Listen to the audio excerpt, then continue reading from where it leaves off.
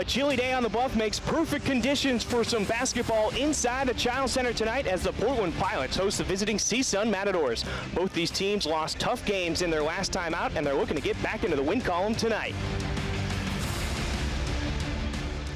Good evening, everybody, and welcome inside the Child Center. I'm Brian Slide, joined by my broadcast partner, Jennifer Mountain, to my side, and we'll have your call tonight.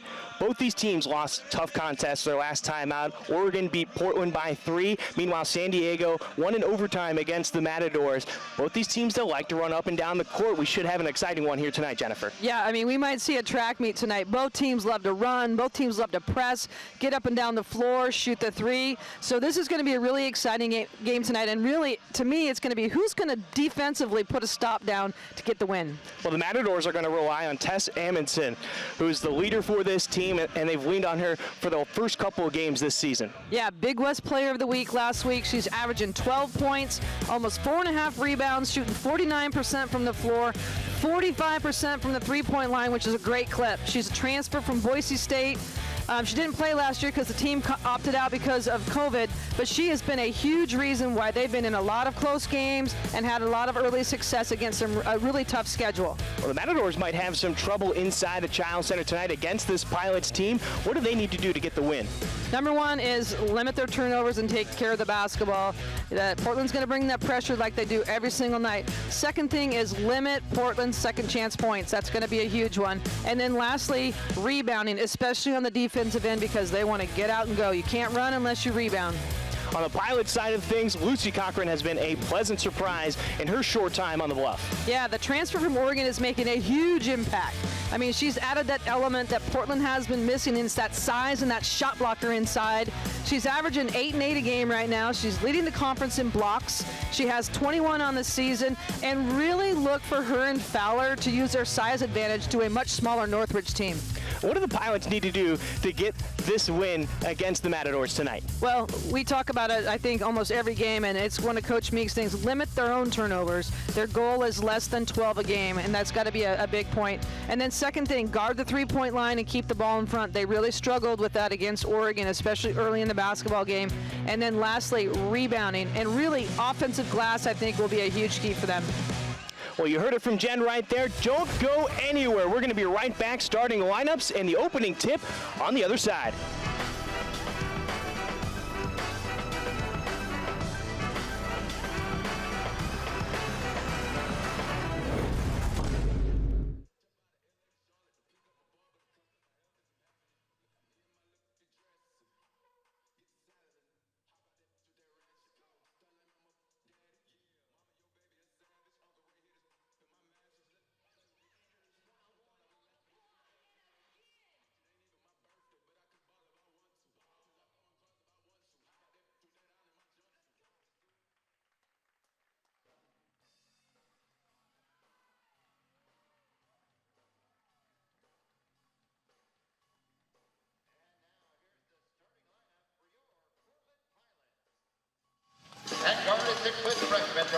Welcome back inside the Child Center for Portland versus CSUN. Let's get you the starting lineups for both sides. For CSUN, it's going to be Jordan Jackson, Rachel Harvey, Megan Henderson, Anaya Tuua, and Tess Amundsen will get the start for the Matadors. For the Portland Pilots, a bit of a different starting lineup. We got Rose Flug starting, and then Haley Andrews, Maddie Molheim, Alex Fowler, and Lucy Cochran. Take a look at the head coaches for Cal State Northridge. It is Carlene Mitchell, first season, the interim head coach for the Matadors, in a difficult position in her first year.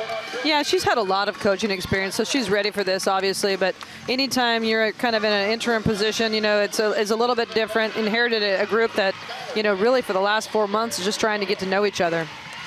Meanwhile, for the Pilots, third-year man Michael Meek, 41 and 26 in 3 seasons, got the Pilots off to a 6-2 start this year, and this might be the best team that he's had on the Bluff. Yeah, we talk, you know, with him, you know, weekly, and his depth that he has this year is just tremendous. They're healthy, and you know, he's talked about this group just being so close. The chemistry is great. Expects, you know, this team to do great things down the run here in WCC play.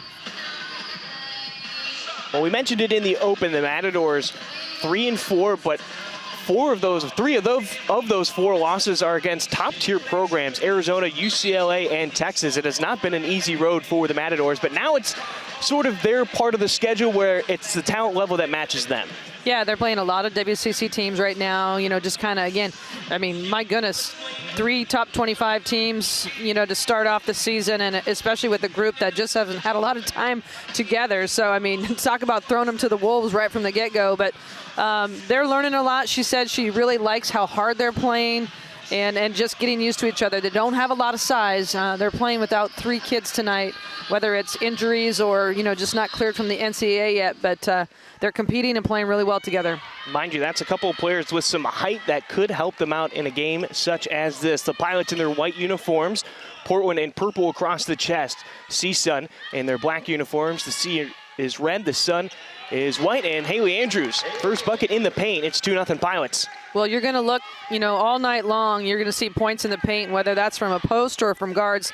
That's not something atypical. She likes to do that a lot. Pilots opening up with full court pressure. And one advantage that Northridge has is they really have four and sometimes 5 people on the floor that can really handle the basketball. So against this press, that's going to be a huge advantage. Yeah, we were talking with Coach Meek earlier this week, and they didn't have a true point guard. And you talk about the 4 different players able to bring it up as a couple of players end up on the floor. But Amundsen, first bucket for the Matadors. Nice little step-through move right there, and I think they got their feet kind of caught. Moheim thought she had the rebound, and she'll get fouled. That one's going to be on number 4, Rachel Harvey, her first, team's first. Well, and I love to see that right from the get-go. Shot goes up. Opposite guard is really crashing the offensive glass. That's what Portland really needs to do to stop Northridge from transitioning. Inbound pass goes off the shoulder of Ta'ua and out of bounds. So the Pilots again will get it. 19 on the shot clock. And we should mention Rose Fluke did not get the start. It was Emmy Shearer who did, as she gets the rebound off the miss by Maddie Moheim underneath, and a foul's called. Well, I like the effort on the boards. They just, again, miss an easy one. And in close games like that, those are going to come back and bite you. That's Shearer's first and team's first.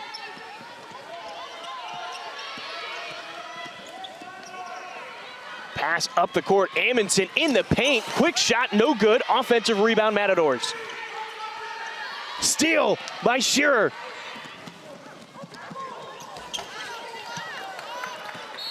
And it looked like she almost got away with a walk there underneath, as she didn't have any control of the ball going for the shot. Well, it was a kind of a slower Euro step, but the ball kind of got caught on her hip. And lucky she didn't get called for a travel there. A little awkward looking for sure. Amundsen partially blocked by Lucy Cochran.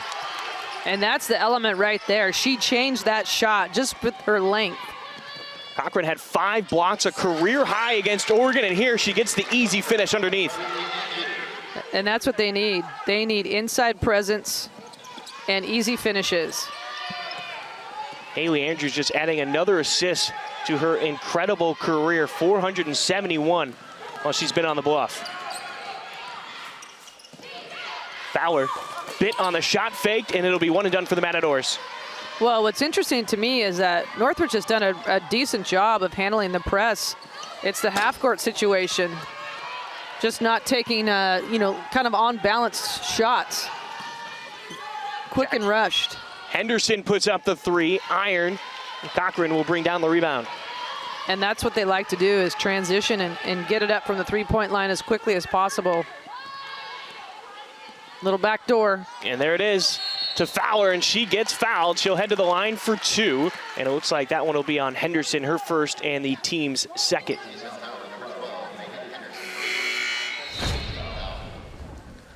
Nice job of Andrews just setting that up, and a little misdirection from the point guard, and those two together, I mean, they just got to give each other a look. They know what they're going to do. You talked about CSUN running up and down the court, and I don't know if you necessarily want to get into a track meet with the Pilots. With the depth that they have, they can rotate all 5 at one time if they really want to.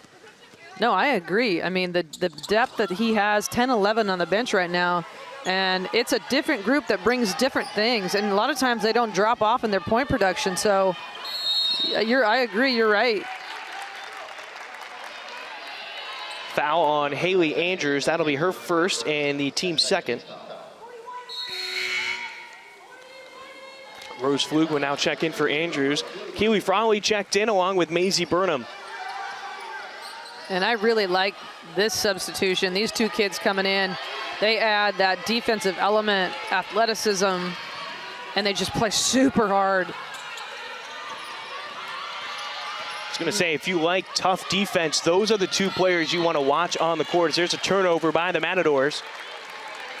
A little bit too much heat on that pass right there. Had a little weave action going offensively and just too quick of a pass going the other way. Well, since that first bucket by Amundsen, CSUN 0 for 4. They're on a 2-minute and 15-second drought. Cochran the pass to Burnham. She's in the paint and partially blocked by Jackson. Gonna go out of bounds, stays with the Pilots, 18 on the shot clock. Yeah, they're 0 of 4 from the field in the last 2.5 minutes here. Inbound to Fowler. Oh, pocket picked by Harvey. That was a great defensive play. And then Fowler gets the steal back, pushes it up to Rose Flug, and she gets fouled by Jackson. That'll be Jackson's first, the third one on the Matadors in this quarter. And great job by Fowler of getting that ball up in transition off the pass. And good job of finishing here, you know, getting yourself to the free throw line. Kai Tu'u checks in for Portland. Flug, a 60% free throw shooter last season. Transfer from Pepperdine. Came to the Bluff 2 seasons ago, sat out with an injury and transfer rules. Well, Portland kid came back home, and this system and Coach Meek really fits her. They love what she brings every day in practice. Tu'ua in trouble, gets it to Amundsen, and the Matadors through the press. Free throw jumper's good. And she's the only one right now that's really been an offensive threat. Like I said, they're not really having trouble in the full court versus the press. It's been a half court issue. Looks to be a zone that the Matadors are running now against the Pilots. And Coach talked about this. They'll mix it up a little bit on them. Burnham missed, clean up by Fowler. She misses the one underneath and gets her own rebound and put back. And good job of Fowler staying with the play. I think she was a little too far underneath the basket on that first one. Tu'ua to Jackson. Back to Tu'ua. Elbow jumper. See, just too quick. I mean, they did a great job getting it into the half court, and then just a one-on-one quick shot. Pilots have been doing a good job not allowing second chance opportunities for the Matadors either. And the footwork from Kai Tu'u, but she can't finish. Gosh, that's a good move. She's just got to finish that. And talking with Coach Meek earlier in the week, he talked about the progress of Kai Tu'u ever since she suffered that knee injury a couple seasons ago. She's really starting to feel more comfortable with herself, and with moves like that, she can be dangerous. Well, I'll tell you, and in that Oregon game the other night, she had a 3-minute span. The best I think I've ever seen her play, confidence-wise, and shooting a three, rebounding, scoring inside, little mid-range game. Like, she took it right at them and was a huge point or part of Portland making a little run on them. Portland so close to taking that game into overtime, had a chance with a three as time expired, but went off iron, and the Ducks were able to escape with a victory. Yeah, I was really impressed with the effort. You know, and like I said, they made a run. They got down a little bit, made a run, had a chance at the end to tie it. I mean, that's what you want right there. Well, the Matadors, 4 turnovers in the last 4 minutes. Portland, their defense, we've talked about it all season long, how suffocating they can be in the full court and even in the half court. They just cause so many problems. Well, and tonight, it's been in the half court. I mean, they haven't caused too many backcourt turnover situations that lead to easy buckets. It's been rushing the offense at this end and making them make, you know, they're in the passing lanes, deflections. Mikkel Meek now into the game. She's on ball on defense. Diana Spriggs out to Amundsen. Clanks it off iron. Ball still loose, fighting for it. Good hustle. Woodley keeps it alive for CSUN. Jackson misses. Good decision by Frawley there just to kick it back out. I mean, that's one thing you got an advantage with her. She can rebound and just put it on the ground and go. Already halfway through the first quarter, 4-point lead for the Pilots. Flug pulls up just outside the paint, short. Jackson trying to push the tempo going up the court, and a foul will be called. And it looks like that one will be on Kai Tu'u. Her first and the third team foul. And that'll send us to break. Pilots leading by 4, 8-4. Halfway through the first quarter. Don't go anywhere, we'll be right back.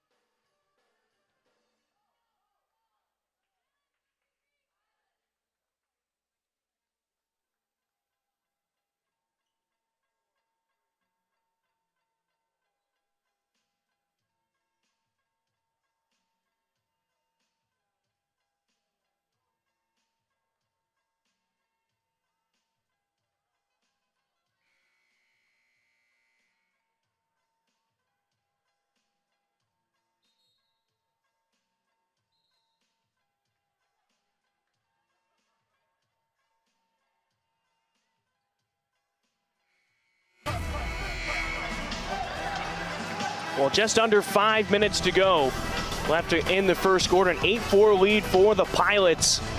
CSUN struggling a bit lately. They're sort of streaky. Amundsen's made their 2 baskets, but in between those, a couple-minute droughts for the Matadors. Yeah, they're just 1 of 8 from the field and 4 turnovers in this last 5 minutes. Neither team shooting the ball very well. You know, 22% for Northridge and just under 28% for Portland. Jackson gives it up to Henderson. Amundsen has it. 7 on the shot clock. Poked away by Kai Tu'u. Henderson against Meek. Drives. And Kai Tu'u got her hand in there. And Coach Meek not happy. Just bailed her out. Well, yeah, I mean, he said it. I could hear it from here. Don't reach. I mean, you know, she's basically bailing, he said, bailed her out. 2 seconds on the shot clock. A little bit out of control. You just can't pick up that foul. It's a cheap one. So Kai Tu'u picked up her second foul, the 4th one on the Pilots. Henderson short on that free throw attempt. And that's the worst part about it is a foul like that. She's got 2 in this first quarter and has to sit. Henderson making the second free throw. Only 33% free throw shooter on the season. And here's a little 2-2-1 of their own, putting on some pressure. I was gonna say, we weren't sure how often we would see the pressure from the Matadors, but after a made free throw, everybody down on that side, and they jump right into it. You know, a lot of coaches do that, and that I would expect to see that again. Off a free throw just gives you a little bit more time to get organized. 6 on the shot clock. They give it up to Flug in the corner, left some space. Missing the shot, Fowler. Offensive board and put back. And right now, 8 of 10 points for Portland have been in the paint. That ends a 2.5-minute drought for the Pilots, who are just 1 of 7 shooting during that span. Henderson, no look, gives it up to Spriggs. Long on the baseline jumper, Henderson offensive board. Well, and Coach Meek talked about this, is rebounding. You know, they're not that big, but they play really hard, and they got everybody flying to the boards. They have to put a body on somebody, not just rely on jumping. MJ Bruno is back or into the game. Haley Andrews back into the game. Very active lineup right now. Olivia Smith just checked in for the Matadors. This pass broken up by Sydney Woodley. Bruno checking the ball in. You know, interesting story with her. When we were talking with Coach Meek, you know, Bruno in high school, she was working in the 4 and 5 position. And now that she's on the bluff, here she gets the backdoor cut into the paint. Somehow got the ball off. Frawley's three. Rebounded by Bruno. But Bruno has been working on that guard position since being on the bluff and being more of an on-ball defender. And right now she only has one shoe. One of them's half on and half off. You're right, her heel is out of her left foot, right, or left shoe, I should say. Loose ball. And it looks like it'll stay on this side of the court.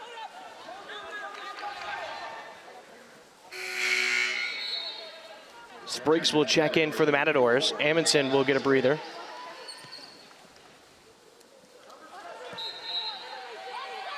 This is the bread and butter for the Pilots. And a foul on the inbound. It looks to be on Olivia Smith. That'll be her first. And the fourth one on the Matadors. Yeah, I think they got a little lucky right there on that. Nice move by Fowler. And there, that is the 5th foul by the Matadors. Olivia Smith picks up her second. So any foul now for the rest of the quarter on the Matadors will lead to 2 shots for the Pilots. Fowler will go for 2 because it was on the shot. Well, and Fowler just using her athleticism right there, make a quick little move. Defense was a little bit late, half a step late, and Andrews is just too smart. Fowler, the leading scorer for this team, a hair under 15 points per game, 7 rebounds, and 2.2 steals per game. Well, the thing that's so nice about this group is they have multiple people that could go double figures for you any night. There's just so much depth. Smith, no good. Spriggs taps it out. It'll go into the bench for the Pilots, and Portland will take over. And good job by Bruno of boxing out there. And you talk about how multiple players can score. I mean, we've had a couple games early on in this season where you've got 4 or 5 players in double-digit scoring. So it can really come from almost anybody on this squad. Oh, yeah. I mean, the way they play, and right there, that's just one too many passes. I think Andrews needs to go up. She's got 2 feet in the paint, an advantage. She does a great job scoring that. She's got to go up with it. We've seen her convert that shot in the paint so many times. Yep.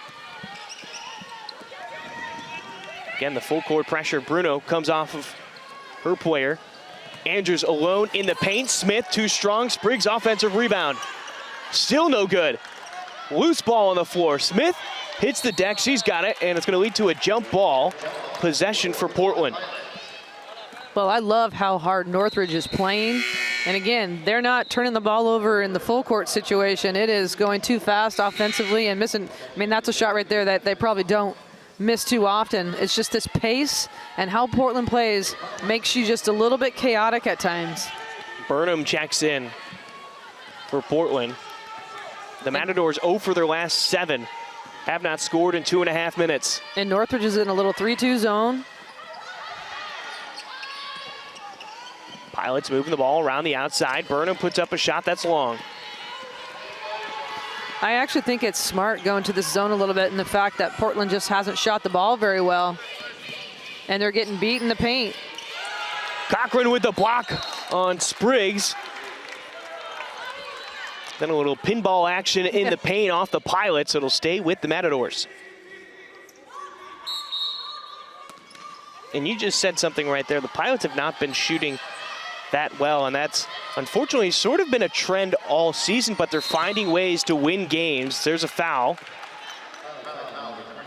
And that'll go on MJ Bruno. Well, I think the positive out of that is that they are winning games.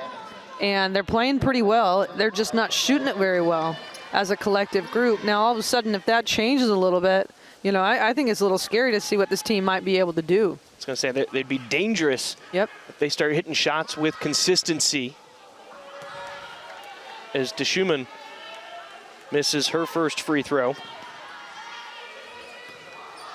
But you're right, they're still finding ways to win games. And now you've got Shearer and Molheim coming back in. Bruno and Burnham will head to the bench. Right when we say that, they bring the three-point specialist in. You know, here's that 2-2-1 after the made free throw. And if there's a zone situation, you can bet Molheim's going to be on the floor. And they're in the zone still. Pilots 0 for 6 from behind the arc already. Final minute of play here in the first quarter. They found Molheim in the short corner off the backboard. Well, that's a hard one when you've been sitting on the bench, is to come in and just pull the trigger right off the bat. Like to get a little bit more movement right there. She's going to get that again. It's not a bad shot for her, obviously. No. She can pull the trigger there. I mean, like, we watched her in warm-ups and an hour and a half before the game even starts out with assistant coach just draining threes left and right.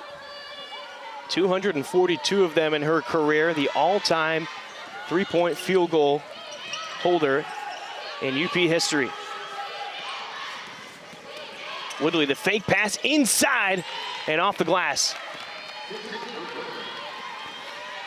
No shot clock. And Portland should hold this for the quarter. Take the last shot. Portland's got no field goals in the last 3 minutes and 15 seconds. Well, we talk about droughts all season long. It's hard to win tough ball games when you have droughts. Trying to get the pass inside, and Molheim's going to get called for the foul. Ashley Hawkins was trying to get up the court. And that'll lead to 2 free throws because that is a 5th foul on the Pilots in this quarter. Well, a little sloppy. You know, you hate to see a turnover like that lead to free throws with less than 3 on the clock.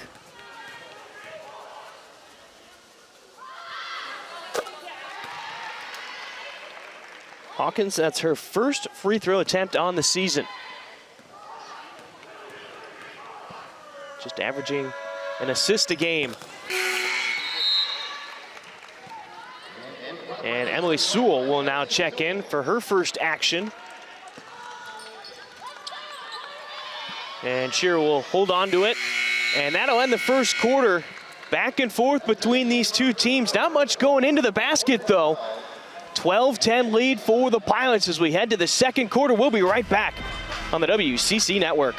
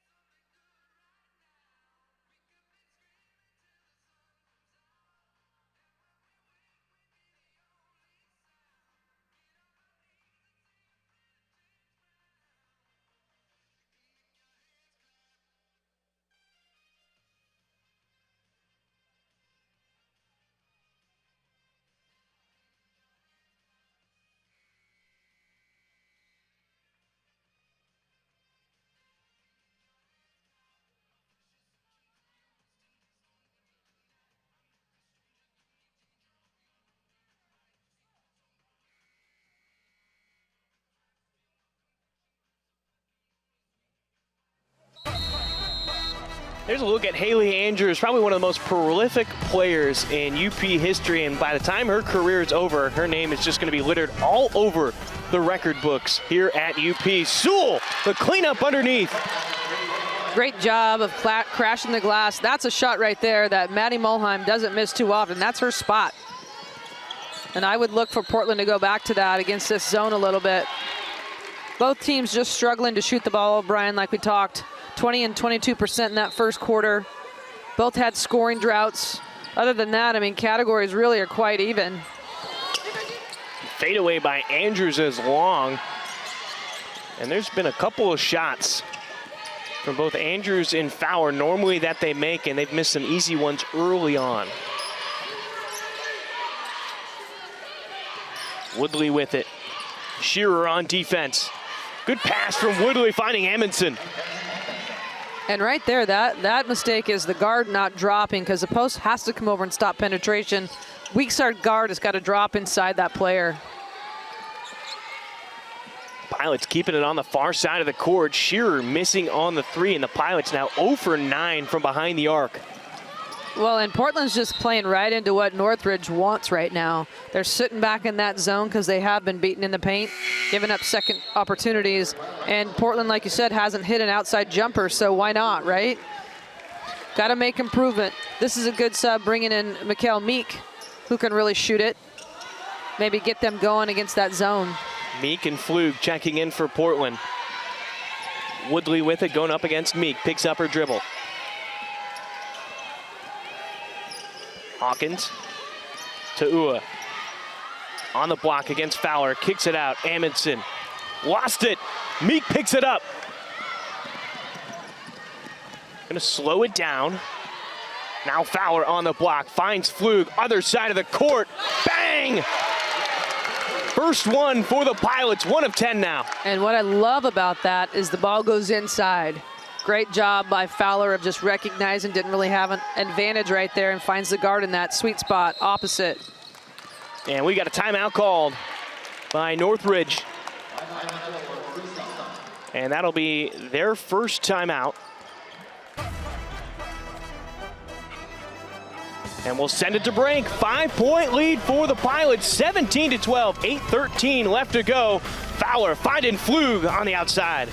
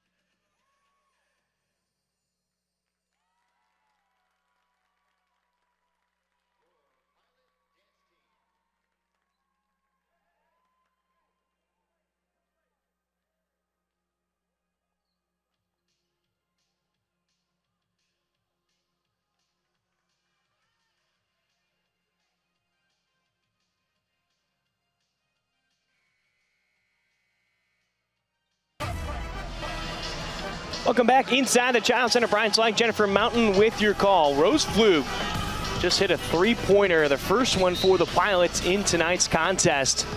And Jen, you and I were actually talking before that last break, the lack of bench points put up by the Pilots. They were trailing in that category 1 point to 5, and then over the last 30 seconds, Sewell got a bucket, and then Rose Flug hit that triple, and the Pilots are up in that category. Well, they must have heard us talking about them a little bit, because that's not a category that very often Portland trails in, just because of all the people that they have in and out that really contribute. Pilots again keeping it on the outside with that zone. Flug feeling it. Well, and that's exactly what Portland needed, is somebody start catching fire, and great job by Flug. in rhythm, on balance. Flug has 7 points. Jackson misses. Andrews cleans it up. Meek's pass inside to Fowler, broken up by Amundsen. And that looks like a foul is going to be called on Meek. That'll be her first and the team's first of this quarter. It was a good look. It just was too slow. A little bit late, I think. But Fowler had the advantage. She just didn't see her soon enough. And it seems like it should have been as soon as Meek got that ball, should have gone right down to Fowler. Yes. Hawkins around Flug.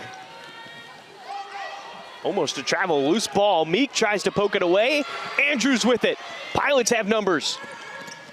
The fake pass finished by Andrews. 4 points now, 2 assists for the Aussie.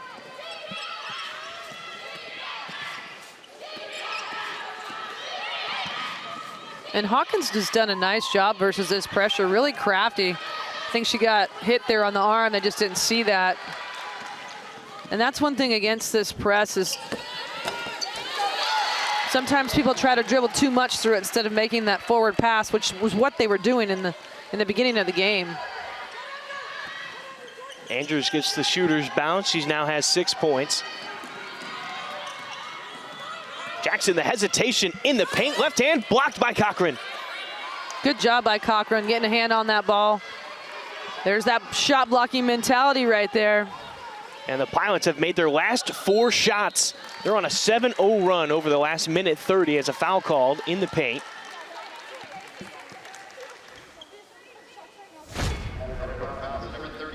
And that'll be on number 32, Ashley Hawkins. And Cochran's just got that wingspan. Great timing. And that's her 3rd block. And we're not even halfway through the second quarter right now. And she's had 5 in a game earlier. She had 5 against Oregon on Saturday. Yeah, in Oregon. All the games are running together. Right?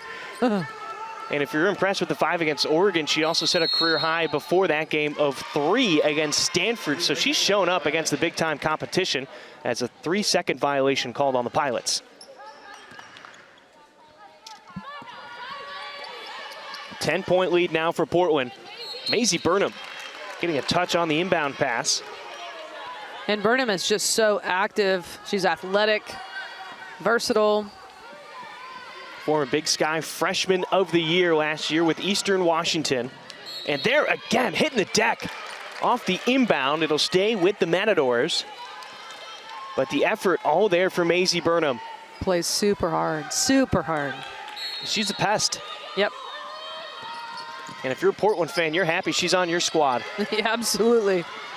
Now she comes over to trap with MJ Bruno.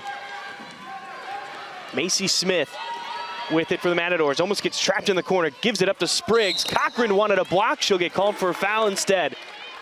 That's a good call. That'll be Cochran's first and the second one on the Pilots.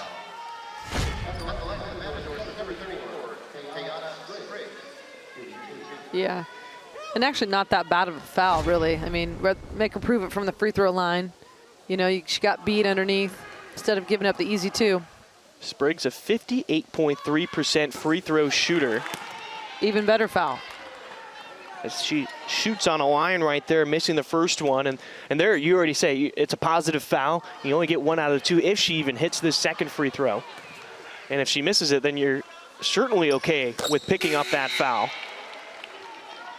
And again, that's only her first, so she's not in any foul trouble right now. And great minutes right there by Flug. Kind of brought that spark, hit a couple big-time jumpers for them. Kind of settled the pace a little bit.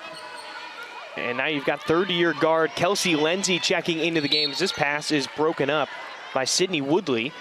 22 seconds left on the shot clock. Pirates gonna need to get it across the timeline. Bruno has it.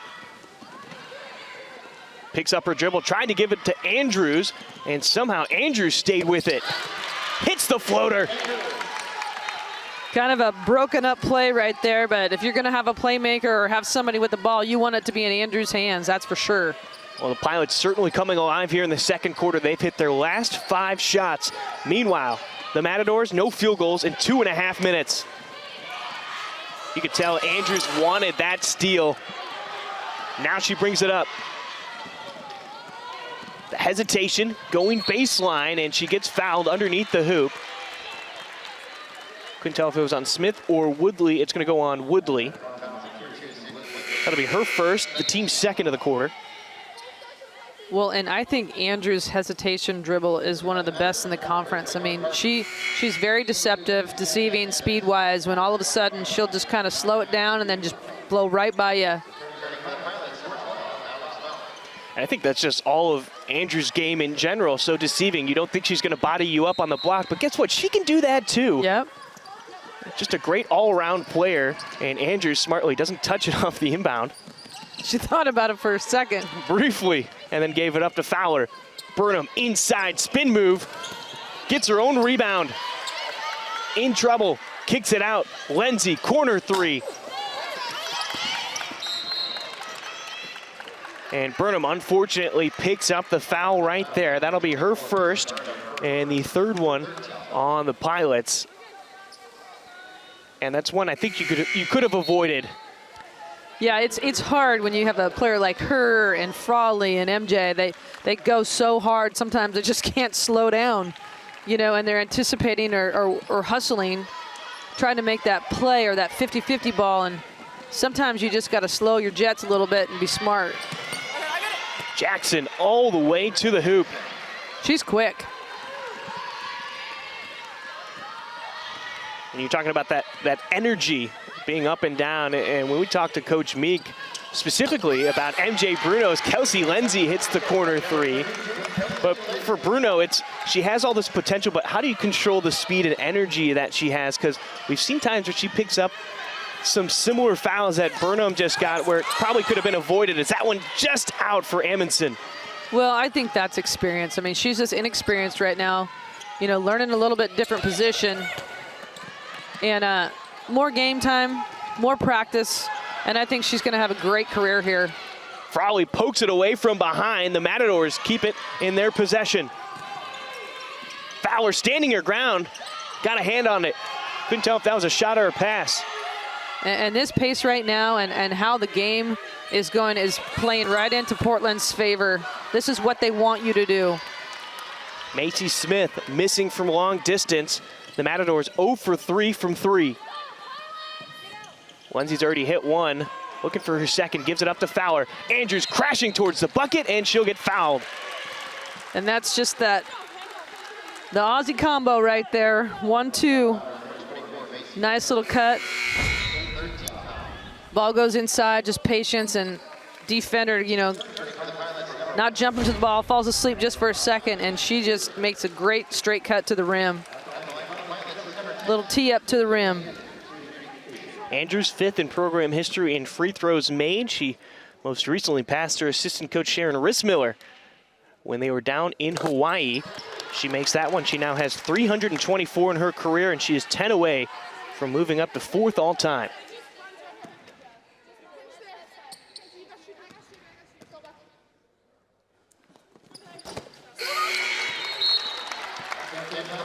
Andrews will check out after making the free throws. Flug is now in.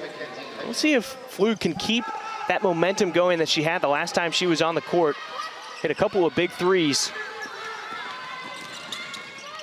Frawley and Meek in on defense on Hawkins. Good step through by Hawkins there to get rid of that ball in the trap. Ta'ua gives it up underneath to Rachel Harvey. 11 on the shot clock. Ta'ua up against Meek. They're going to count it, and one. Tough take by Anaya Ta'ua. And you can see just the pace. I mean, every time somebody catches it, they're putting it on the ground, trying to do something else with defenders flying at them. Great finish there of just staying strong with the ball. Meek was just a half a step late, I think, of getting a steal right there. The Schumann checking in for the Matadors. to Ua. 67% free throw shooter, misses the and one, but an offensive board. Well, and if you're Coach Meek, that's what you don't want. And the pressure on defense by the Pilots causes another turnover. That's now 9 for the Matadors here in the first half.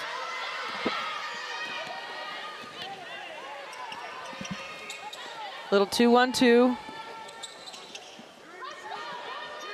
Just hot potato between Flug and Meek right now. Which one's got more space? Meek puts up the three. Shearer tries to save it by tossing it behind her back. Well, and you can hear Coach Meek, be ready to shoot, be ready to shoot. Instead of just passing it back and forth, get your footwork ready so that when you do catch that ball, you're in rhythm to pull it. Would you have liked to see the Pilots move the ball to the other side at all? Yes. I mean, anytime against a zone, if you can get side, top side actions where the defense actually has to shift, you're going to get better looks. Flug thought about the three, gives it up to Meek. She won't convert. To Schumann will get the rebound for CSUN.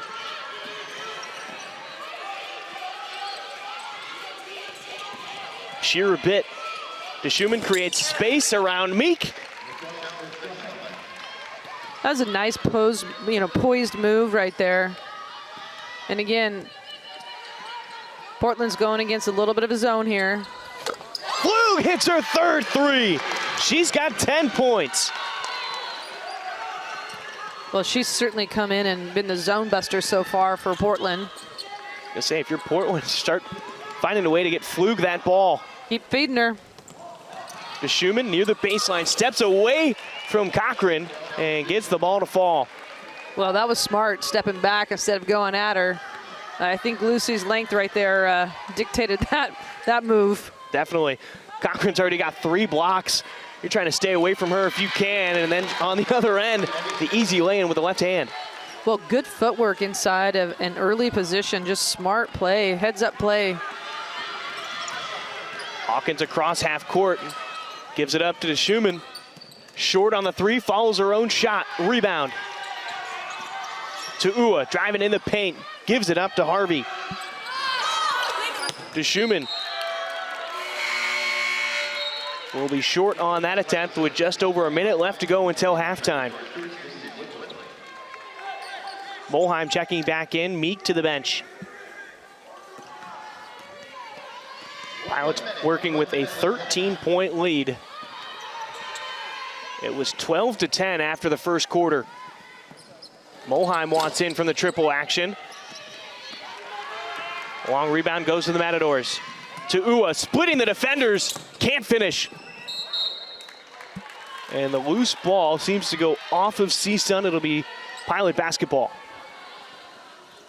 You know, I've never been a big fan of shooting it, after you've been on the bench, coming in the first 5 seconds. I mean, it's not a bad shot for her, but I just like to see her get up and down or get a few ball movements before you pull that trigger.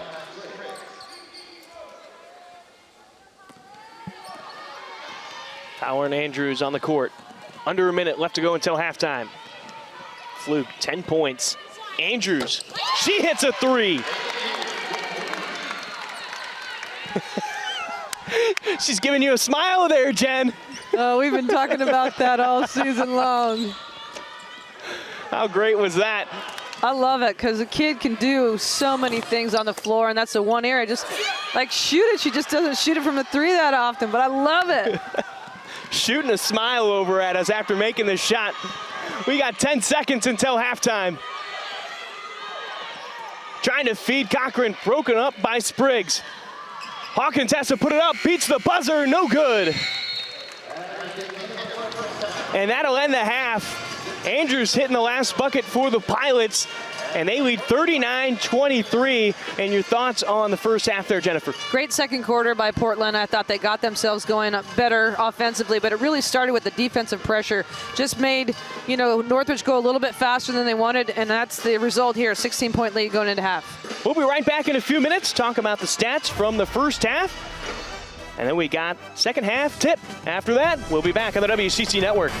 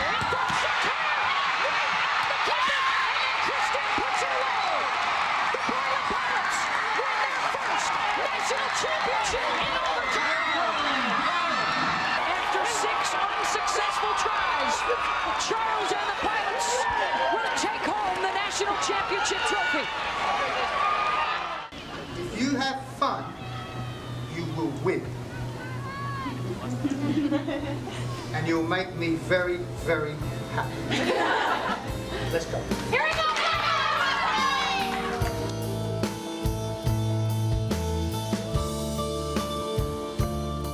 The way, for whether it was the men's team or the women's team, he treated us all equal, and he knew how to get the most out of us individually as well as collectively as a team. He's a gentleman, a scholar, as they say, but it would be hard not to like Clive. I mean, he lit up a room when he came in. You know, he's always the featured guy when he was around, everybody's talking to him, and he just had a great personality. And he treated everyone with respect. I don't know that I ever saw Clive have a bad day. If he did, it wasn't apparent how genuine he was and how he treated people. Tiff? Tiff came to Portland when it was not cool to be at Portland, and the reason we won this today is because of her. So I just, as long as she knows that, you know that, don't you?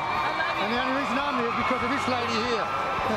He thanked me for, helping in the history of the program, and the biggest thing I blurted back to, I love you. I don't know how you could put into words what he's done for me. And so what I try to do is just try to get back to the game and honor him by carrying on his legacy in my own way. And I pray that he's proud of me.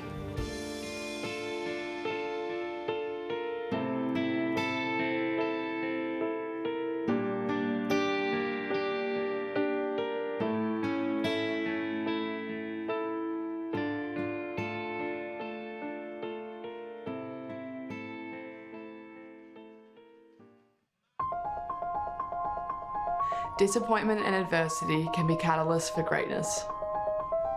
Kathy Freeman. Somewhere behind the athlete you've become, and the hours of practices, and the coaches who have pushed you, is a little girl who fell in love with the game and never looked back. Play for her. Mia Hamm. I'd rather regret the risks that didn't work out than the chances I didn't take at all. Simone Biles. It's not necessarily about outworking the person across from me. It's outworking that voice inside of my head that says, I'm too tired, I don't feel like doing it, I can settle. Maya Moore.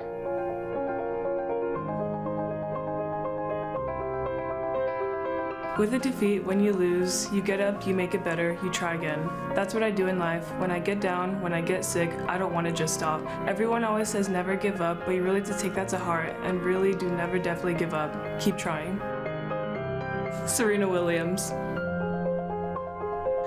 Champions keep playing until they get it right.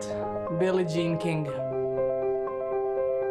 In the midst of an ordinary training day, I try to remind myself that I'm preparing for the extraordinary.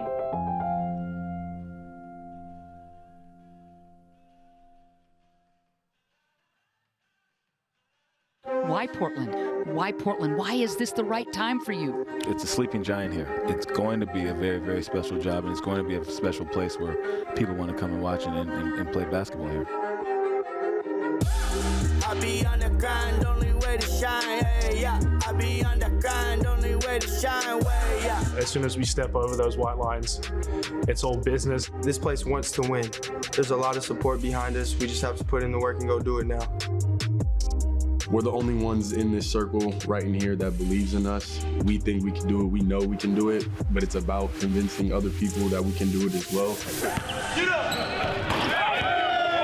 That's the kind of chip you need to have on your shoulder. You got to be willing to do whatever it takes to win, and you got to be willing to do whatever it takes for your teammates to win and then pick them up. Get behind us, get behind this team, because it's going to be something special. We're not that same team that we were the last 3 years. We're not that team, and just, if you don't believe us, just come watch, and you'll see for yourself.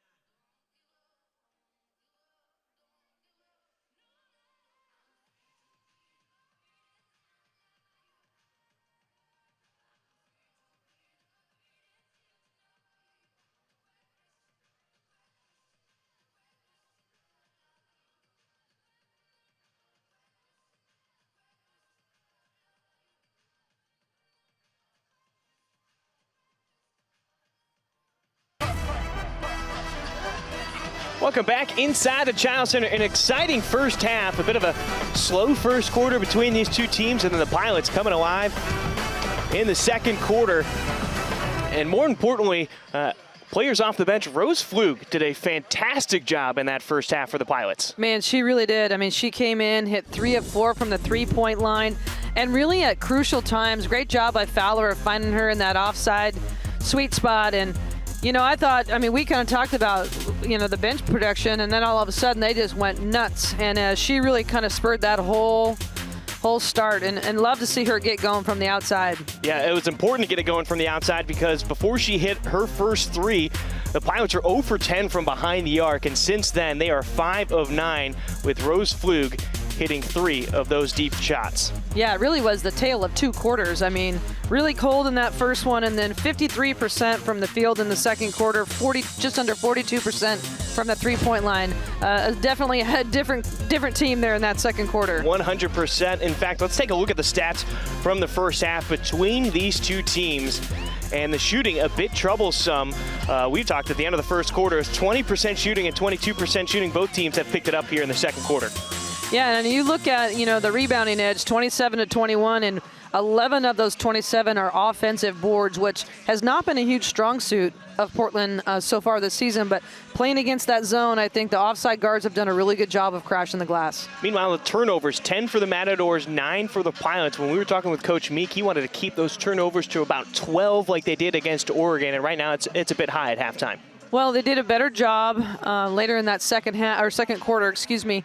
But you're right. I mean, they're going to have to do a good job if they want to stay under that 12 mark.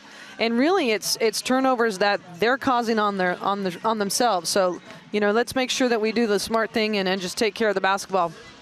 Well, it's a 16-point lead for the Pilots as we're about 4 minutes to go until the second half starts. Don't go anywhere. We'll be right back on the WCC Network.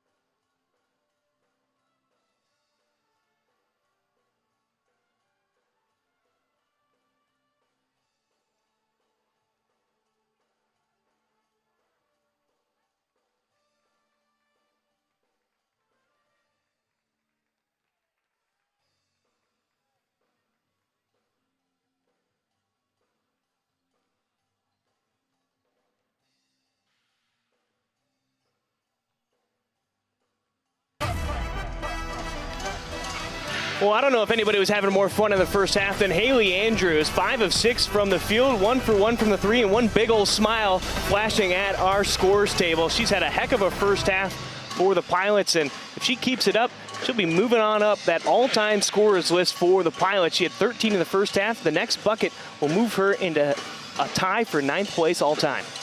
Well, she just, I mean, tremendous line when you're looking at her stats in that first half. And more importantly, she just runs the show. I mean, she's, you know, the floor general. She's pushing it in transition. She does everything for them, inside out, scoring, defends. Just a tremendous smart player, and love to see her hit that 3 from the perimeter. Well, we know after the Oregon game, she was a bit tough on herself. She really wants to go out there and produce for her team, and she knew that against Oregon, it wasn't her best game, and she's certainly showing up in tonight's game against the Matadors. Yeah, and that's a tale of a great player right there, the response. And, you know, next night out, you know, she's off to a great start, and, you know, and that's what you expect from her. She's not a kid that's going to stop. Super competitive and has had a lot of big moments in a Pilot's jersey. And Aya Ta'ua checking the ball in for the Matadors. So we start this third quarter, and very close to 5 seconds right off the bat here to start this second half. Now remember, this was a 2-point ball game after the first quarter. It was 12-10, and then the Pilots just shooting lights out, above 50% in that second quarter. I believe you and I were talking about it was 56% by the Pilots, and that's what's opened up to this 16-point lead out of halftime. Yeah, I mean, two different quarters, complete opposite of each other. And, you know, we talk about the fact that these guys can really score the basketball. Just haven't shot it that well, and they certainly did a great job in that second quarter. Ta'ua will pick up that foul. That'll be her first and the team's first here in the third.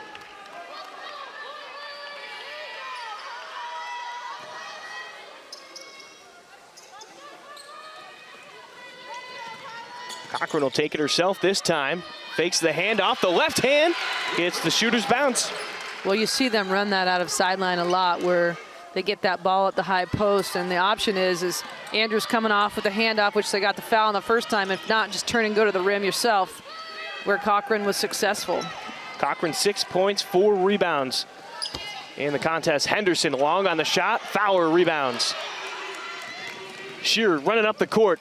The give to Cochran, inside for 2.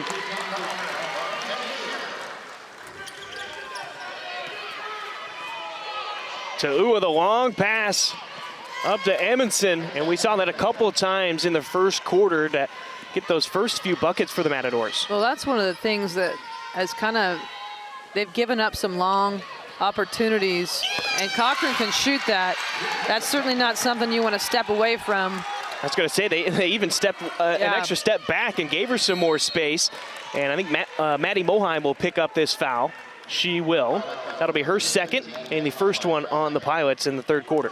Well, looking long against this pressure has, you know, really helped teams throughout the season, and it's one of the options, is just looking to go over the top to break it. Henderson almost didn't have a clean handle on it. Ta'ua's 3. It'll be 1 and done after Cochran cleans it up. Well, Portland's doing a great job on the boards and getting out and going. Great high-low. Oh. And the pass just out of the hands of Fowler. Matadors pushing it up. Jackson will finish it off. Well, and that was a great job of just getting it out and go. Great transition bucket for Northridge there. Jackson with 4 points. Rebound and assist tonight. And the lazy pass broken up by the Matadors, and Moheim picks up her second foul in as many minutes. Well, we talk about this, the turnover and then a foul, or turnover into turnover. You know, turn that ball over, you just got to get back and not reach. Moheim called for her third personal foul, the second one on the Pilots here in the third quarter.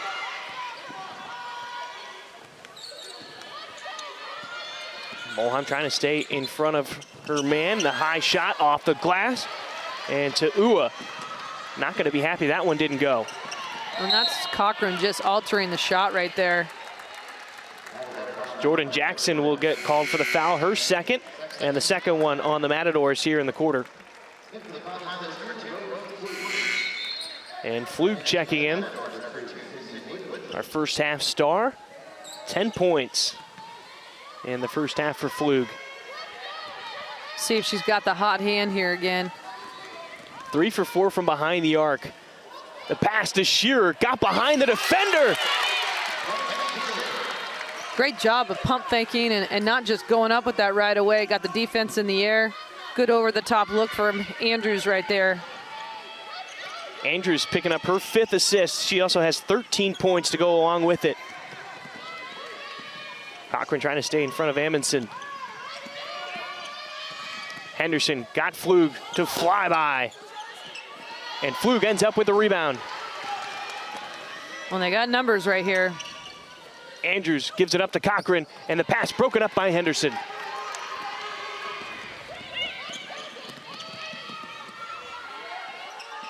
Harvey to Amundsen. She's left alone. Flug has to come out, and Amundsen hits the 3. She's got 11.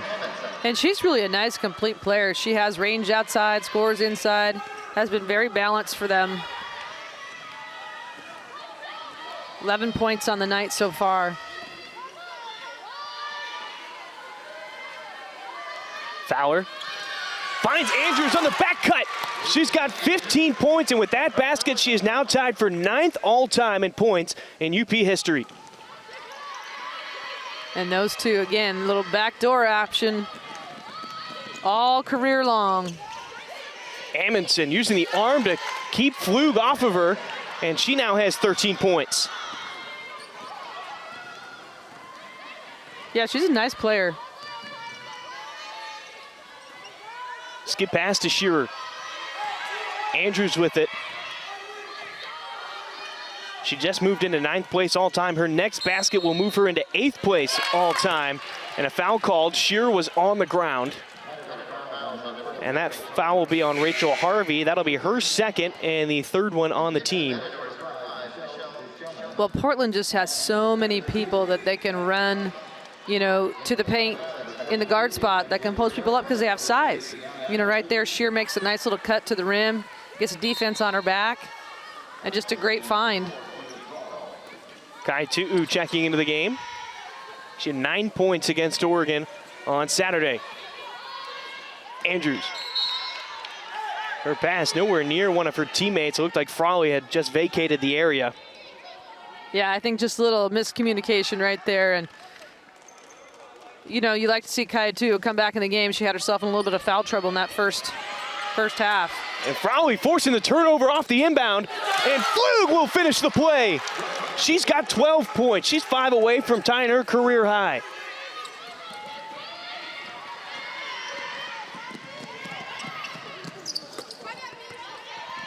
Quick shot, no good. And the Matador player stepped on the end line. That's Sydney Woodley.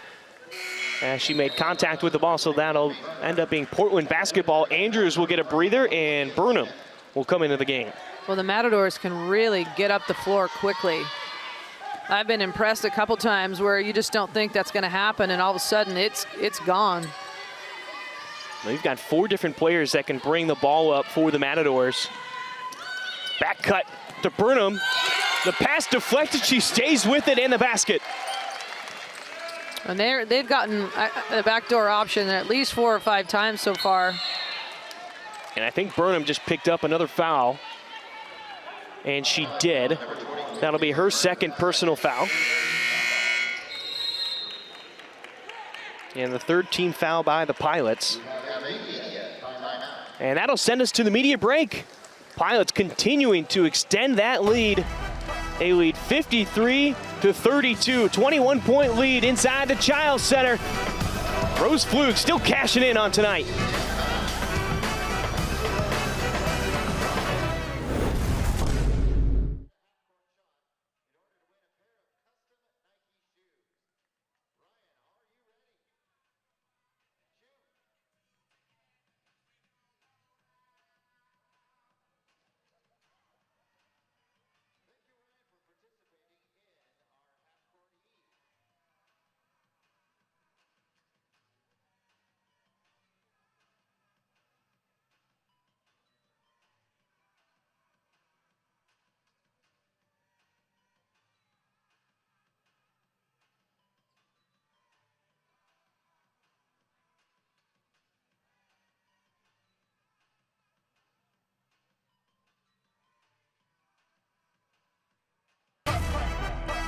Well, the Pilots now have 3 players in double-digit scoring so far tonight. Lucy Cochran has gotten in on the mix. She now has 10 points. She hit her last 3 shots.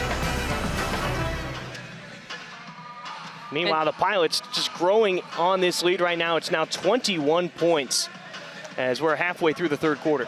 Well, it's the kind of baskets that they're getting right now. They're getting points off turnovers, points off deflections, and easy looks, back doors. I think they have maybe 4 or 5 in the game. And really, you know, that's one thing. To alleviate pressure, you go back door on somebody. And right now, they've just really done a nice job of getting themselves easy looks at the rim. Now, what does CSUN have to do to try to cut down on those backdoor cuts? Because right now, it's just hurting them each possession down because it seems to be so easy for Portland.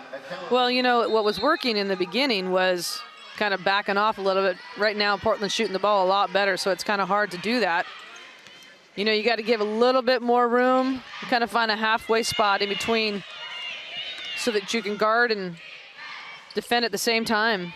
Olivia Smith goes up for the offensive board. No putback, though. I mean, that's a good look. You know, offensively, if you got a 2-footer, you'll take that every day. Kai Tu'u getting position in the paint, slips the defender, and they're going to call a charge on Kai Tu'u. Coach Meek's not happy about it. Kai Tu'u kind of just shrugged it off. Yeah, I did not see her swing her arm, but we'll take a look at it here. Nice little move to the inside. Maybe a little bit. I don't know, though. I mean, the defender really initiated contact. She made a nice little spin move back and kind of slipped on or tripped on somebody's foot. And you can see why Meek not happy with it. Kai Tu'u picks up the foul, and that'll be her 3rd personal. And that's 4 on the Pilots now, and they have to be careful. They don't want to get the Matadors free trips to the free throw line here with 4 minutes left to go in the third. No, and that's playing defense by moving your feet and not reaching. Meek gets beat by Jackson. Almost recovered, and Jackson dishes it to Spriggs. Got Cochran to jump. And there's that 5th foul by the Pilots. That one on Cochran, that'll be her 2nd. And Jackson is just explosive in the open court. Great job of getting it through the paint. Nice little dish. And an obvious foul right there. Got her up on a little shot fake. Cochran, 10 points, 4 blocks, and 6 rebounds. Spriggs hitting the free throw. And we got a ways to go. You're right. I mean, she has another opportunity to get a new personal best in blocks. 7 points off of her career high that she set at Hawaii. Spriggs will go 50% from the line, and Cochran, just taller than everybody else, able to get her paw on that and get the rebound for the Pilots as a foul called on number 2, Sydney Woodley. But just a good job of blocking out, too. I mean, yes, she has the advantage there in length, but putting a body on somebody so that they can't get around them. And I think we had a timeout called by the Pilots and Coach Meek. And that's exactly what it is. That'll send us to break. A 20-point lead for the Pilots inside the Child Center. Don't go anywhere. We'll be right back on the WCC Network.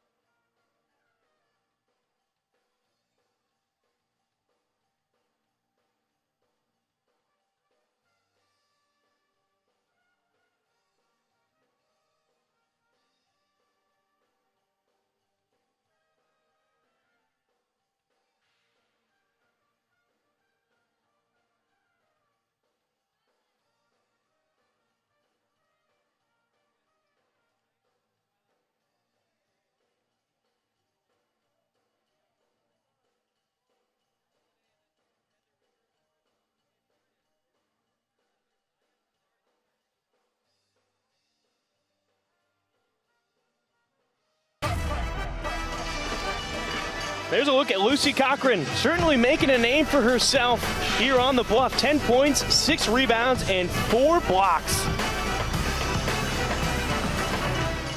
She's just doing everything right in a Pilot's uniform early on in her career. Now, you and I were talking at halftime, the Pilots shooting great in that second quarter at 52.6%, but they've come out red hot here in the third quarter, Jen. Yeah, 7 of 7 from the field. Can't do any better than that. But, you know, you look at that stat and then the rebounds. They've stretched that rebound total 34 to 22 on the boards. And that's going to be a huge stat at the end of the night. And no doubt Coach Meek will be happy about that because that has been a point of emphasis for this team. Flew going deep for the pass, tips it to herself, and the finish. Little quarterback action right there. Yeah, Frawley throwing that one up. Frawley now has 2 assists and 2 rebounds to go along with a steal. Spriggs, the putback. Will they count the and one? They will. And the foul is on Mikkel Meek. That'll be her second and the 6th one on the Pilots. Well, I don't think Jackson expected to get to the rim like that and be so open on that first attempt. She, again, is just explosive and gets by the press situation, but good follow here. Spriggs able to get the free throw on the and one, and she now has 5 points. Season average of 4.4 points per game. And just a little full court man-to-man here. More of just a tempo thing, trying to slow Portland down. Just under 3:40 left to go in the third quarter. Burnham back to Andrews. She hit her first one earlier, just off the mark there. Burnham fighting for the rebound, she gets it. And that's the hustle action right there, and Andrews with the and one. And with that made basket, she'll just move herself up that all-time points list one more time. She now moves up into 8th place. And so many times we see that entry pass to the post and just a dive cut to the rim, and they find her every time, and she finishes so well inside. You can't fall asleep if you're Gardner. Absolutely not. 17 points and 5 assists on the night. And there you see it moves into 8th place all-time in UP history. And there's a lot of season left. Not only that, she has the option to come back for that extra season if she wants to go up even higher. She makes a free throw. She now has 18 points. Hawkins pushes it up. DeSchumann hits the baseline jumper. And Schumann's done a nice job here and there throughout the game, and just nice little mid-range, composed shots. 7 points now for DeSchumann, averaging 3.4 points on the season. Pass just out of the reach of Sewell, turnover. To Ua, in trouble, kicks it out to Hawkins for the 3. And the Matadors, usually a pretty good 3-point shooting team. They are now 1 for 9 from the floor.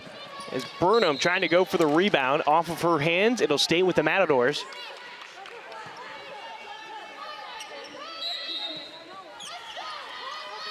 Matadors used to making 6 3-pointers in a game. Right now they only have 1. Spriggs going up against Sewell. Got Sewell to jump and drawing the foul. Sewell will pick up her first and the 7th one on the Pilots here in the quarter. And Spriggs will go back to the line. She's 3 for 5 on the night. Just a couple times of getting themselves out of position.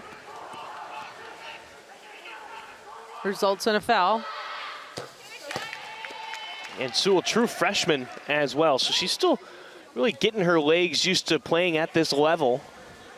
Of course, she dealt with a couple, well, the Pilots have been dealing with injuries since the beginning of the season. Sewell was one of those. Spriggs will hit the free throw. Well, just I think with game experience, I mean, she's got good size, good strength, game experience, more practices under her belt. Shearer comes into the game for Maisie Burnham. Flew dealing with the full court pressure from Hawkins. Fowler feeding it to Andrews. Basket will not count. The foul is called on number 4, Rachel Harvey. That'll be her 3rd. and the 5th one on the Matadors in this quarter.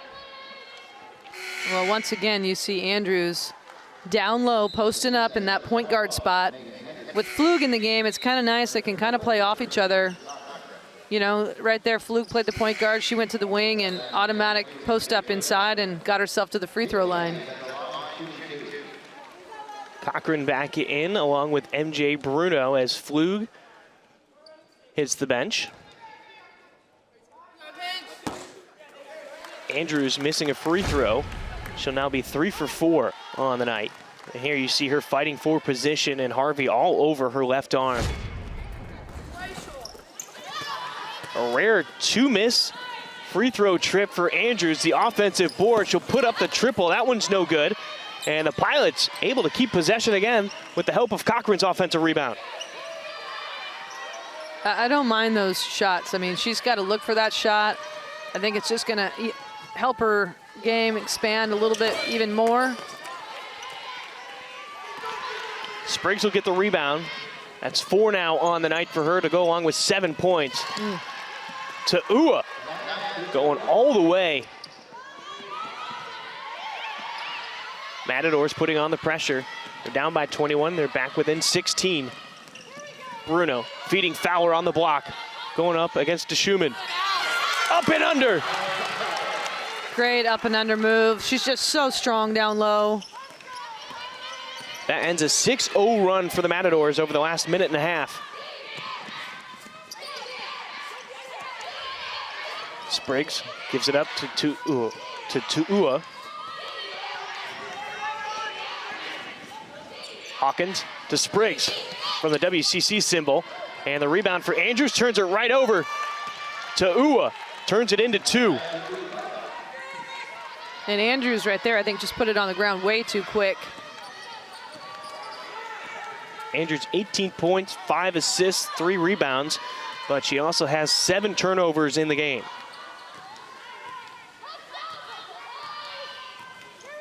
Spins into the court, kicks it out to Bruno. Rattles out. Bruno now chasing down her man in Henderson.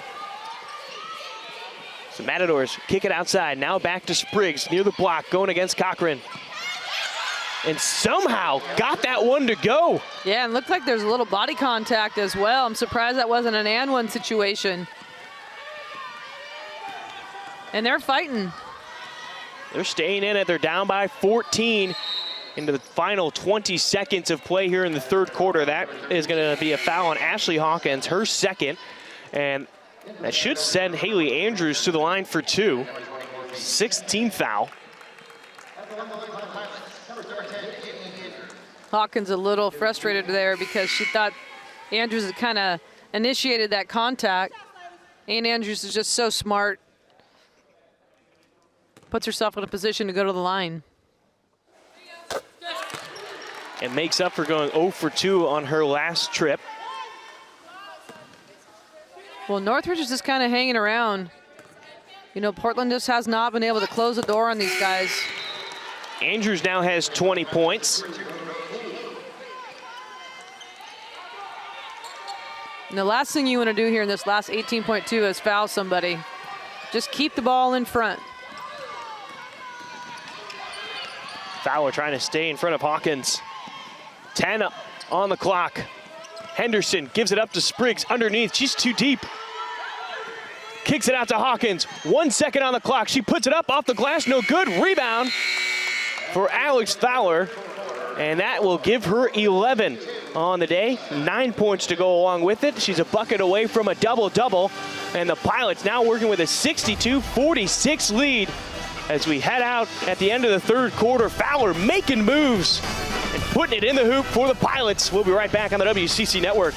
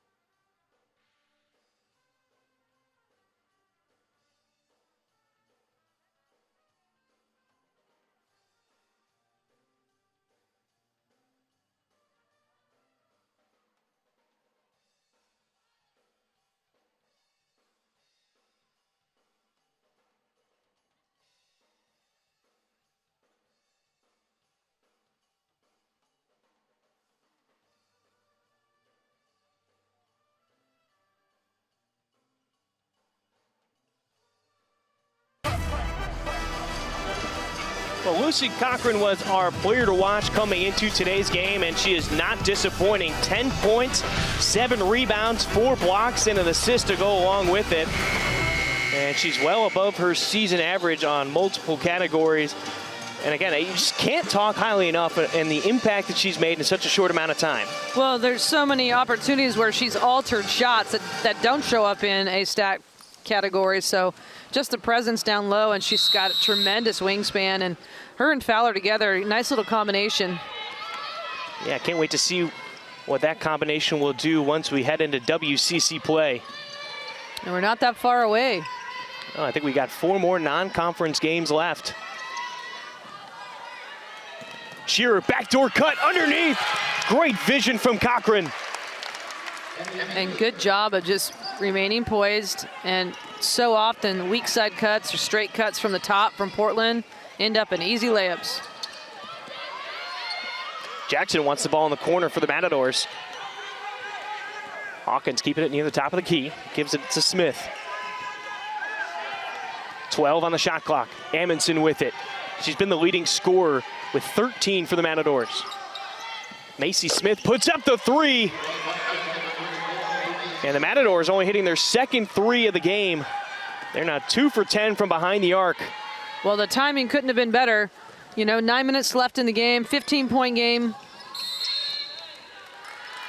They have not stopped competing. They're playing super hard, scrappy, trying to make things happen, and that's certainly going to help if they can start hitting from the 3-point line. Amundsen will pick up her first foul, and the first one on the Matadors in this quarter. Fowler will head to the bench. Frawley back out on the court. And remind you, Fowler is just a single point away from a double-double. Cochran not too far off that mark either. She needs 3 more rebounds. Flug inbounding, gets it back out to Shearer. Cochran fighting for position against Spriggs in the paint. Now Frawley switches spots with her. Gives it back to her. She hit a free throw jumper earlier, this time off the mark. Yeah, and that's a good look for her. You know, just maybe not ready to shoot, or I'm not sure what happened there, because normally she shoots that, you know, free throw line, extended jumper pretty well. Maddie Molheim coming back into the game along with Haley Andrews, and Fowler's breather is already done. Well, I'll tell you, Portland really has done a nice job offensively. When Northridge was in the zone, start hitting 3-point shots, got good looks, they've had to go man-to-man to kind of eliminate that, and now all of a sudden they've given up a lot of backdoor opportunities and pretty easy looks at the rim. Frawley doing a good job keeping her feet in front of Jackson there. Yep. Macy Smith hit the last 3. Doesn't get the shooter's bounce. Offensive board, Spriggs. They give it back to her, going up against Fowler. No good. Fowler will pick up her 11th rebound. They didn't give it to her at the end of the last quarter. Yeah, good job of just holding her ground there. And there it is again. The back door, trying to get into the double-double category, and she does. She's got 11 points, 11 rebounds. And I believe that was another assist from Haley Andrews. It was. She now has 6. Molheim cutting off Jackson. That's going to lead to a turnover. Shearer pushing the ball forward. Good play by Shearer. And that'll lead to a jump ball, the possession arrow for the Matadors. But it starts with the defense from Frawley and Molheim, trapping Jackson near the corner in front of our table, and then Shearer, the wherewithal just to poke that ball forward to give the Pilots a chance. Yeah, she knew that she wasn't going to be able to actually catch it, or, you know, she's going to get tied up. Just a heads-up play to try to get it going the other way. 66-49, Portland leads here in the fourth quarter. 5 on the shot clock for the Matadors. Hawkins drives, floater in the paint, back iron. And she's a crafty little guard. Hawkins, just a freshman from Long Beach, California. She's got 4 points, 2 assists, and a rebound to her name tonight. Fowler, top of the key. More importantly, though, she's really done a nice job of breaking through the press, you know, against Portland. A lot of teams struggle with just the full court pressure, and Northridge really hasn't turned it over a ton in the full court. It's been more of a rush in the half court, which just plays right into what Portland's trying to do. And you're totally right. The pressure that the Pilots have been putting on, the Matadors have been doing a good job. Only 11 turnovers in the game so far. Portland has had trouble keeping possession. They've got 16 turnovers and almost forced one there. Shearer got a hand on it. And that's what Shearer's so good at. Long, lanky. She's super good at anticipating. She gets a lot of deflections. And a timeout called as they have only 1 second to get it across half court. Smart timeout there by Coach Mitchell. And that'll send us to break 66-49. Pilots are leading, 7:04 left to go in the game. Pilots trying to keep their distance and walk out of the Child Center with a W tonight. We'll be right back on the WCC Network.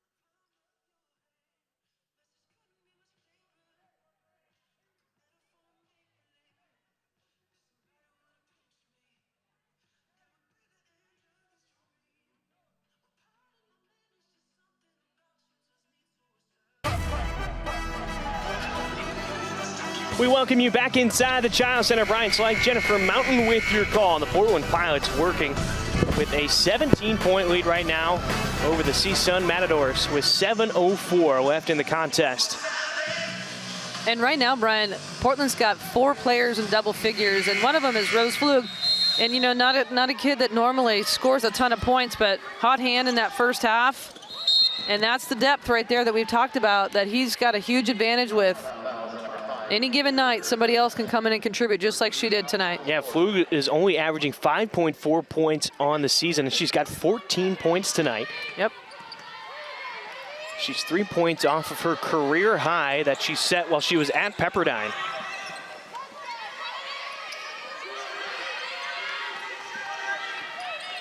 .15 on the shot clock. Shearer's a tough defender. Switch to Molheim. Jackson with a slight push. Molheim closing in defensively to Ua, the 3. And Frawley will clean up the rebound. Good job, good defensive possession right there for Portland, and great job on the boards. Ah, there's that hesitation. Yep, Andrews left alone. Count it again. She's headed back to the line. She's got 22 points with a chance to get to 23. A lot of teams think she's going to hand that off right there. She just turns the corner. Strong explosiveness, and that step, that first step right there is what really makes the difference.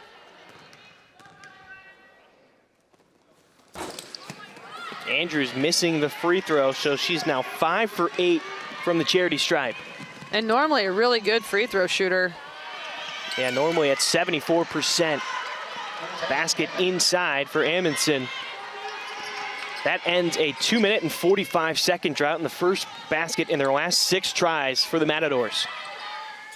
Molheim's got the range from the wheel. We've seen it. Great board. Fowler offensive board, doesn't get it. Another offensive rebound and good. They just don't have anybody size-wise in the game right now that can jump with Fowler. Amundsen with it. Has Olivia Smith down low. 17-point lead. Woodley playing defense, full court.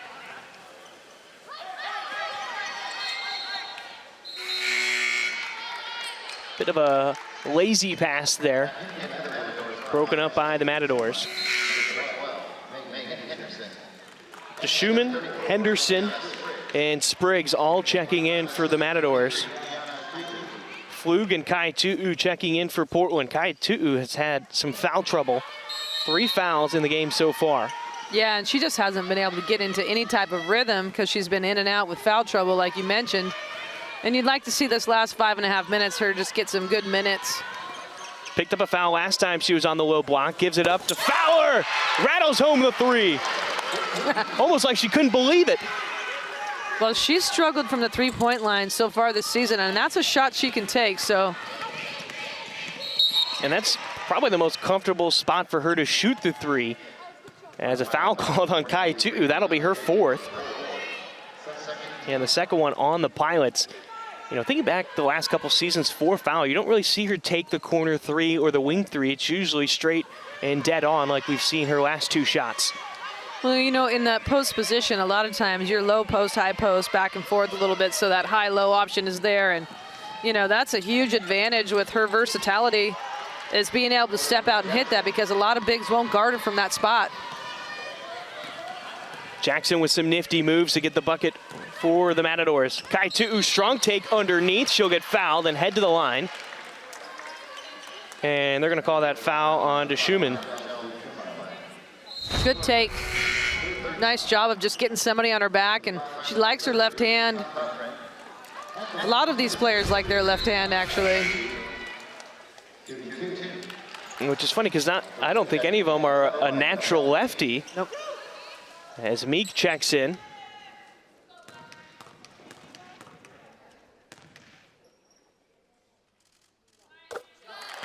Kai Tu'u getting in the scoring column.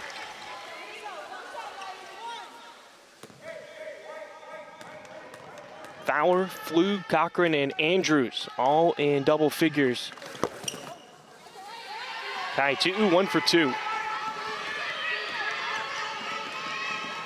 You're going to see a little half-court trap situation going on.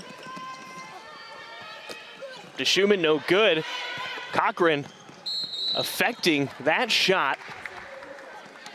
And it'll go out of bounds. It'll stay with the Matadors. It like rolled off her back behind her head. Just trying to get the loose ball. Yeah. Just bouncing around. 15 on the shot clock. Smith to Jackson to Spriggs.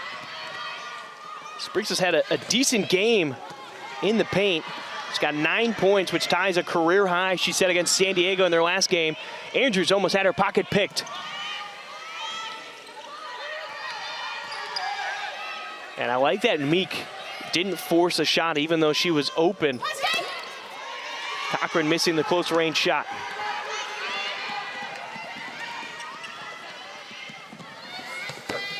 Henderson hits the 3. Only the 3rd triple for the Matadors. And like we mentioned, this is a team that really likes to shoot the 3 and just has not had the opportunities this evening against Portland. You know, one thing a lot of people probably won't realize with this CSUN team, as Flug getting inside, she now has 16. But 9 of the 12 players for the Matadors are playing for the first time this season since they didn't play last year in the COVID season. Smith, the corner 3. Offensive board, Woodley. Blocked by Cochran. And if I'm correct, that should be her 5th block. And that ties her career high. Ooh.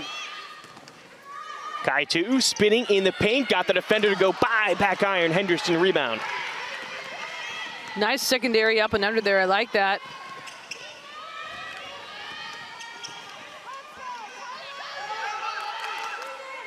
Cochran has 26 blocks on the season through 8 games. Jackson out to Woodley, to Smith, Meek interface. Good closeout by Meek. 5 on the shot clock. Woodley had it poked away, gives it up to Spriggs. Cochran in the way. And give me a new career high. 6 blocks now for Lucy Cochran. Great job by Cochran there again. Just her length causes so many issues for opponents.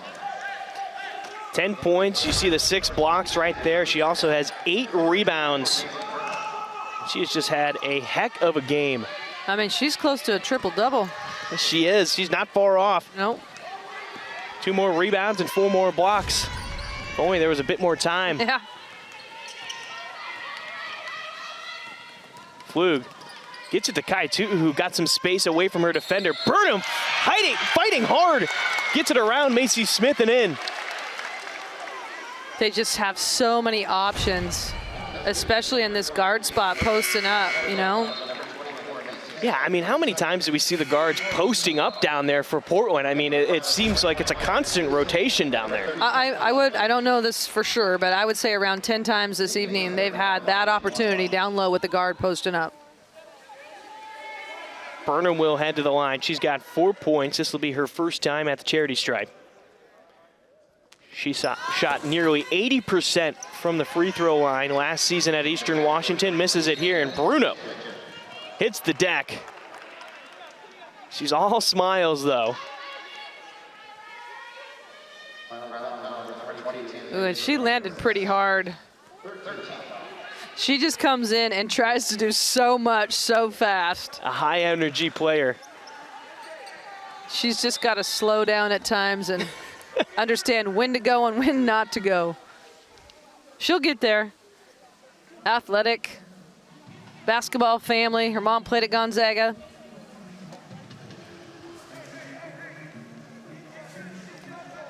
Still hard to believe just the depth of running up and down and the amount of time that everybody has gotten on the floor tonight. I mean, the past couple seasons, we've seen Meek work with an 8-player rotation, 9-player rotation. I mean, he's got 12, 13 players getting in the game. Yep. And all of them contributing in different ways. You know, there's value in everybody on that bench right now, and they're all coming in and doing their job. Makes it really hard to scout. Emily Sewell with it, trying to find Burnham, who's fighting for position near the elbow. Going up against Hudgen. And that'll go. She's got a great little mid-range game. So often that's been lost in the game of basketball. You know, it's threes and dunks and all this and that. And a lot of times, mid-range game is huge. Bruno poking that ball away. So 20-point lead right now for the Pilots with 90 seconds left in the game.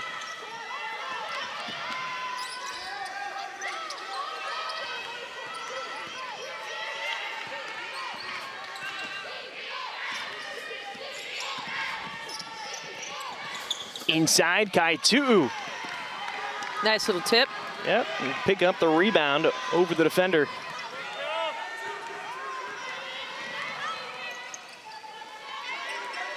One minute left to play, and I think Kai Tu'u just fouled out. And that's her 5th foul. She is now fouled out of the game. She just never got into a rhythm tonight. You know, had a few minutes there in this last quarter, 3 or 4 minute stretch where she actually got herself up and down, got some opportunities, but just plagued by foul trouble all night.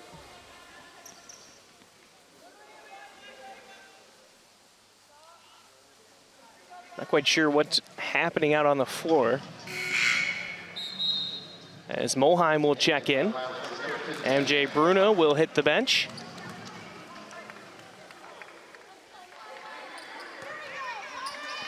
Only 4 players for the Pilots who have come into today's game have not scored.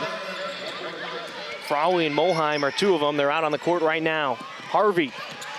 Smith could not get a clean handle of it, but able to put it up and in. Frawley setting an inadvertent screen on the inbound. 40 seconds left.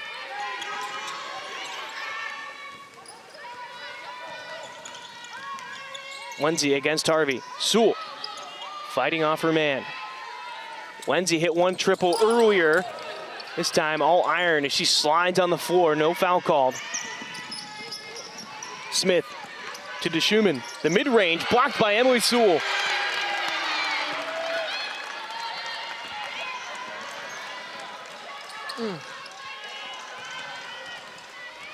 Burnham has it. 6 left on the game clock.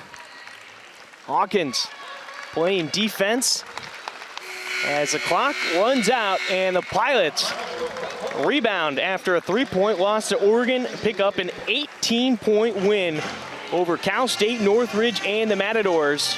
And Jen, your thoughts on Portland's play today? I thought offensively, 3 of the 4 quarters, they were very good tonight, got a lot of people involved, and the rebounding edge was huge tonight.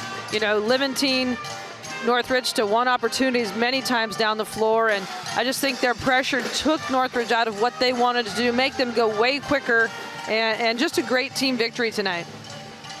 Let's take a look at the stats from tonight's contest between these two teams. And mind you, the shooting started out slow for these two teams. 20% for CSUN, 22% for the Pilots, and now you see the Pilots almost at 50% to end the game, Jennifer. Yeah, and to take that first quarter away and shoot that higher percentage, it was the type of shots that they were getting. A lot of backdoor opportunities, a lot of points in the paint.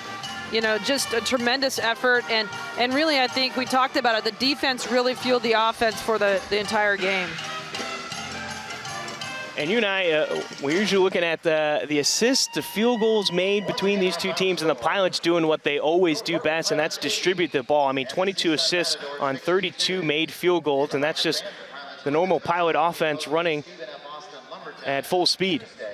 Well, and Andrews had 6 of those assists, and really just a tremendous night for her tonight. I mean, 22 points, 6 assists, you know, doing it inside out, hits the 3, you know, gets to the rim and got herself to the free throw line. And, you know, that's just the, you know, the opportunity of a great player and just doing some great things.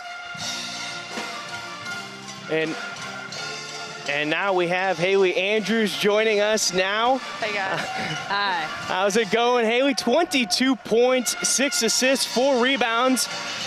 You know, we were talking about the game against Oregon. You struggled in that one, and then you have a rebounding game against CSUN. How do you feel after tonight's performance? I feel pretty happy. Obviously, Oregon was a really good game, and I didn't execute how I wanted to, but obviously you can't dwell on the past performances and just next game after that, so. You guys kind of got off to a slow start in that first quarter, not shooting the ball very well. What kind of adjustments did you guys talk about as far as getting yourselves easy opportunities? I think just picking up our defense intensity. We have no trouble scoring inside. We've got Alex and Lucy in the game, so it's all about getting stops defensively and getting stops in a row to get our transition offense going. You talked about having Lucy on the court now. In the past couple seasons, it seems like it's been you and Alex doing a majority of the scoring. How nice is it to have some depth all the way around and almost everybody on the court performing for you? No, definitely. Lucy's, I mean, she's a huge pickup for us. Just that presence inside in the paint, it adjusts the shot when they go up. So, and then obviously our depth is so big. I'm just super proud of our girls. They come here, they work hard every game and every practice. So I'm super happy with it. Finals are over. Thank God. You guys get a breathe. Yes, I get you. But you get to breathe a little bit. Kind of, you know, you got a couple weeks here before conference starts. You got some big opportunities to get better. What are your guys' thoughts going into this next weekend? These next 3 to 4 games are huge for our schedule. You know, we've got a very good Stephen F. Austin team coming here. We've got a very good Portland State team and obviously a really good Fresno State team. So all 3 different teams with 3 different playing styles, and I think it's going to prepare us really well for conference. And obviously I said it a lot, but it's game by game and day by day. Well, Haley, thank you so much for your time and best of luck the rest of the way. Thank you, guys. Have a good night. That's Haley Andrews. I'm Brian Slyke. Jennifer Mountain was by my side. We had your calls. An 80-62 victory for the Pilots inside the Chiles Center. The next game, crosstown rival against Portland State on the CW. We'll catch you then.